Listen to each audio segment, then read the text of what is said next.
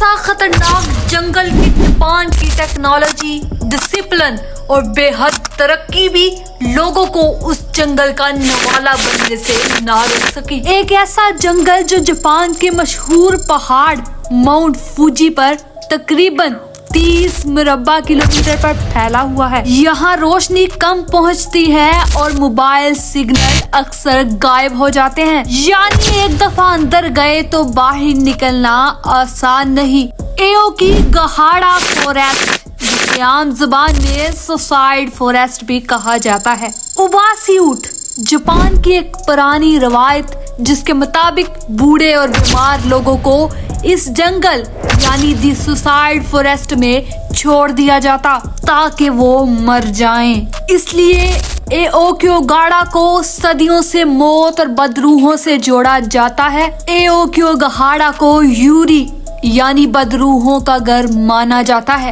یہ جنگل اس بات کی گواہی چیخ چیخ کر دیتا ہے کہ ذہنی دباؤ یا ڈپریشن کس حد تک خطرناک ہو سکتے ہیں۔ کئی لوگ معاشی دباؤ، امتحان کا پریشر، اکیلا پن اور ذہنی دباؤ کی وجہ سے یہاں آ کر اپنی زندگی کو ختم کر لیتے ہیں۔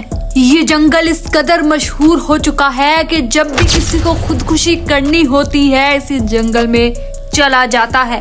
جاپان حکومت نے اس جنگل کے مختلف راستوں پر جگہ جگہ بورڈ لگا رکھے ہیں جن پر لکھا ہے زندگی قیمتی ہے، سوچئے اور واپس جائیے۔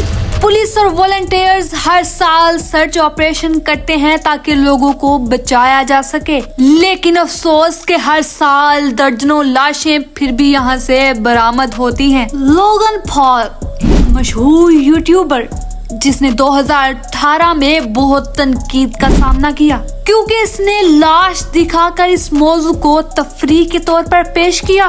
اس واقعے کے بعد دنیا بھر میں دی سوسائڈ فوریسٹ ایوکیگاہارا اور بھی زیادہ بدنام ہو گیا۔ ایوکیگاہارا ہے تو ایک عام جنگل ہی، لیکن لوگوں کی حرکتوں نے اسے خطرناک بنا دیا ہے۔ اس سارے مسئلے سے صرف ایک ہی بات واضح ہوتی ہے کہ ڈپریشن اور ذہنی دباؤ کو کس حد تک سنجیدگی سے لیا جائے۔